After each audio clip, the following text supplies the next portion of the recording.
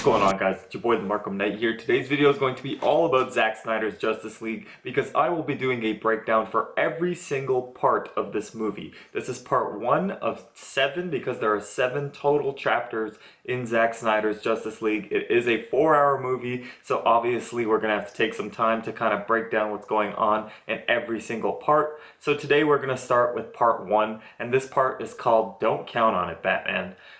Okay, so guys, let's just get right into it. This actually starts off with the end of Batman v Superman, and we get to see Doomsday killing Superman, and after he has stabbed Superman with his bone spur and he pulls it out, then you hear Superman scream. And Superman's scream, obviously it's Superman, it is epic, and these sound waves and these shock waves that come from his scream go all across the world, and you see mother boxes.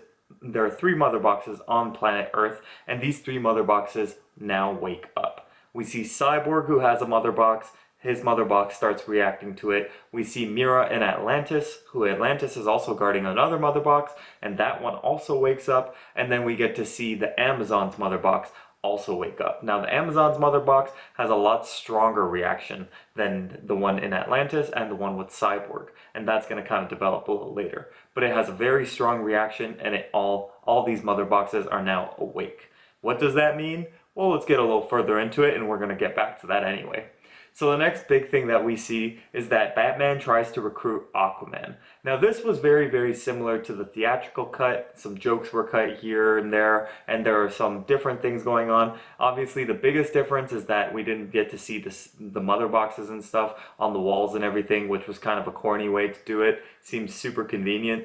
But yeah, this was definitely done a little better, but it was a very similar scene, so I don't think we need to break that one down too much. We do get to see Superman's mom, Martha, and she loses her house. She's obviously left, the bank has foreclosed on her house, so she's leaving Smallville. Then we see the Alfred and Bruce Wayne dynamic again, and just like Batman v Superman, Alfred is the voice of reason, while Batman is being the over-conscious and the overprotective, proactive version of Batman who's actively going out there to try and stop something even before it has happened. And we get to see their fun dynamic again. I love the jokes between this Alfred and this Batman. They are very reminiscent of the Batman and Alfred relationship, and not only in the animated series but even in the comic books and stuff, and I feel like it's done really, really well. Next thing we see is that Lois is constantly visiting Superman's memorial site where he had passed and where they had the giant statue that Superman obviously and Doomsday destroyed when they were fighting, but she visits that every single day. She visits it at dawn and she delivers some coffee and stuff, but she's always visiting that. Now the next big thing is one of my favorite scenes in the entire movie, and it is the Wonder Woman fighting against terrorists scene. Now this scene is basically the terrorists are in there to basically just make a statement. So they're going to kill a bunch of these kids on a class trip, and they're going to blow up 4 city blocks. So they're literally just doing this to make a statement, and obviously Wonder Woman is very offended, and she goes out there and she's kicking butt. And I swear this is some of the best action you are going to see in a superhero movie or any kind of movie. Wonder Woman looks like she's one of those Dragon Ball Z characters. She looks like Goku or Vegeta, kind of moving her bracelets around and blocking everything. It looks really, really cool, and it's done really, really well. It's about as well as you can do a live action Wonder Woman action scene, and it is awesome. And then she also ends it with kind of like a nice moment, because it's really nice that Zack Snyder gets to show off the warrior side of Wonder Woman and the soft side of Wonder Woman, because you get to see her at the end while she's helping the little girl up, and the little girl says, "Can I be you when I grow up?" And she says, "You can be anything you want to be." And like I said, it's the perfect balance between her being a super warrior and a savage, and then her also being this nice, kind, passionate, and young, like really sweet person at the same time as also being a crazy DC warrior who literally is probably the best warrior in all of DC history.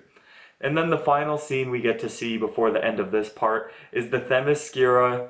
We get to see on Themyscira, we get to see the Amazons fighting the big threat, which is Steppenwolf. Steppenwolf is revealed, and guys, the CGI looks amazingly better, and I swear this is nothing compared to the theatrical cut. And the people hating on Steppenwolf CGI, either you gotta eat your words or you're just a hater, because he looks awesome in this. The parademons are on point, and the fight is amazing. But even before the fight, I really loved this one line where Steppenwolf says, "I want to bathe in your fear," and then we have an amazing performance by Connie Nielsen doing Hippolyta, and she says, "Daughters of Themyscira, show him your fear." And then they all yell out, "We have no fear." And that was one of the coolest and most awesome moments. It's like you have these two strong feminist moments, and also nice soft moments in between it. But it's like this, you can have the warrior aspect and you can have the soft, strong feminist aspect both at the same time. You don't have to just pick one or the other.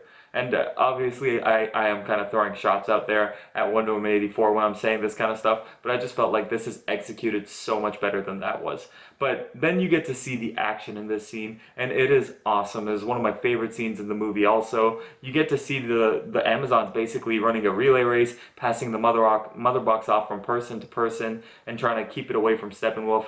But even before the entire relay race scene happens, we get to see the Amazons do something that they cut out of the movie, in the theatrical movie, which was they sacrifice themselves. They bring the whole temple down, they seal the temple, and bring it down, trying to take Steppenwolf and the parademons out right at the beginning. And obviously that doesn't take. Parademons and Steppenwolf are all alive, and they leave and they're safe, and they go out there and they try to get the mother box. And after this whole relay race thing, Steppenwolf eventually obviously gets the mother box, because he's kind of on a different power level than all of those people there.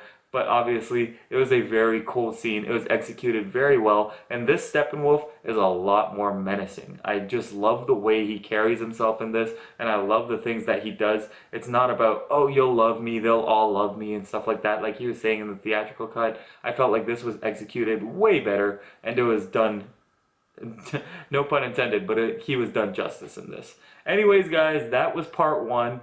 I'm really excited to watch this again. I've literally watched it 3 times. This is my 4th time watching it. I just watched part 1 today. I'm going to do a part a day, and I'm going to break down each and every one and give you kind of a mini review inside of each one of these parts. With obviously these are all going to be spoiler filled, so definitely come back tomorrow, check out part 2, and I'm just going to be knocking out a part every single day of the week. So guys, if you watch this, obviously I know that I think you have to at least respect it, but I think a lot of us loved it. But tell me what you think.